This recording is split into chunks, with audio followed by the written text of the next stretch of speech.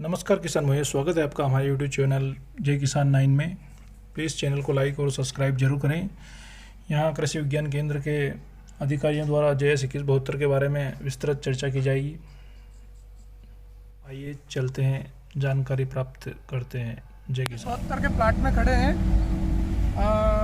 ये आप देख सकते हैं इसकी क्या कंडीशन है। कितनी तारीख की सोइंग है ये 6 जुलाई को बोई थी अपन ने। और सर इसके बारे में कुछ बताएंगे आप लोगों को, ये क्या रोग प्रतिरोधक क्षमता कैसी क्या है? जी सर। हाँ किसान भाइयों, हम इंदौर जिले के देपालपुर तहसील देपालपुर विकास खंड के गिरगोदा गांव में हैं। और यहाँ हमारे किसान भाई हैं जिन्होंने अपनी ये JS 2172 वैरायटी अपने खेतों में लगा रहे हैं।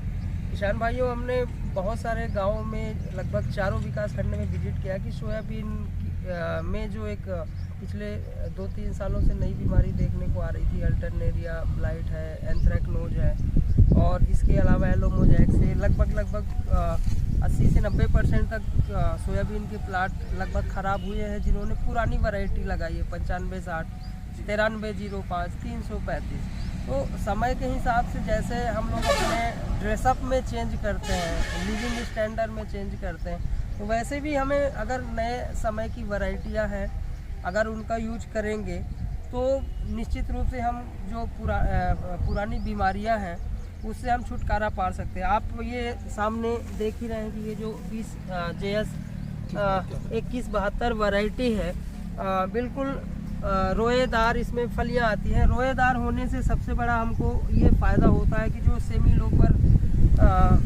के फैमिली के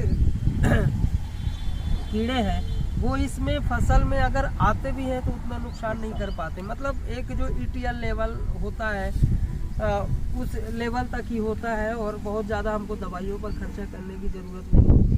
दूसरा चीज़, अभी रिसेंटली जो हम 3-4 सालों से नई बीमारियां हमारे खेतों पर आ रही हैं, इसमें अगर देखें तो लगभग 1 या 2% ही है जिसके कारण से लगभग हमारी पूरी की पूरी फसल स्वस्थ है। तो दूसरा और किसान भाइयों, इसमें क्या देखने को हमें मिल रहा है कि एक जो पौधा है तो एक एवरेज मान के चलते हैं अपना 40 से 50 तक फलियां, कुछ पौधे ऐसे दिखे जिसमें 60 फलियां हैं।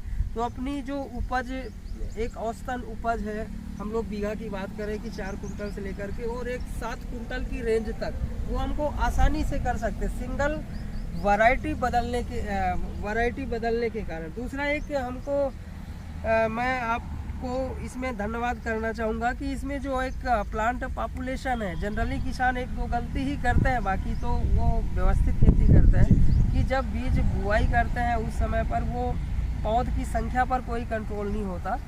तो एक औसतन जो सीड रेट होना चाहिए 18 से 20 किलोग्राम के आसपास जो एक है, अलग अलग वैरायटियों में तो वैसे अलग अलग होता है, तो उन्होंने बढ़िया मेंटेन करके रखी है जिसके कारण से कोई अफलन या बहुत ज़्यादा कीड़ों का इस तरीके का प्रकोप नहीं दिखा है।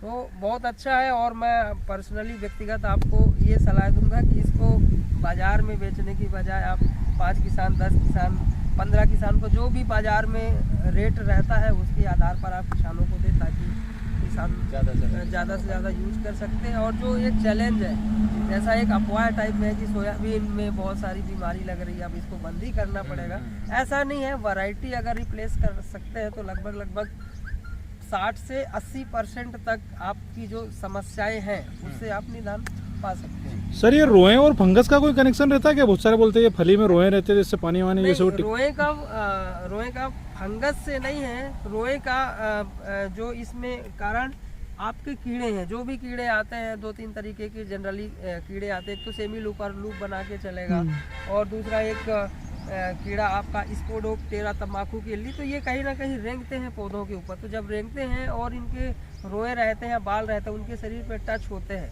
तो वो वहाँ पर अपने आप को सुरक्षित महसूस नहीं करता, तो उसको वो डैमेज है। ये एक सबसे बड़ा। बाकी कोई पानी लगने से जैसे फंगस तो ज़्यादा नहीं लगेगा इसमें रोएंगे? देखिए, अगर कंटिन्यूअस 10 दिन 8 दिन पानी बरसेगा तो ठीक है, थोड़ा बहुत फंगस की समस्या आएगी। बेसिकली ये उन सब चीज़ों के प्रति रेजिस्टेंस है, जैसा अल्टरनेरिया ब्लाइट, जो फंगस वाली कुछ ऐसी बीमारियाँ उसके प्रति रेजिस्टेंस है। ऐसा जीन इसमें डाला गया है कि वो बीमारी आएगी ही नहीं। हाँ, निरंतर अगर 10 साल तक एक ही वैरायटी यूज करते रहेंगे तो वो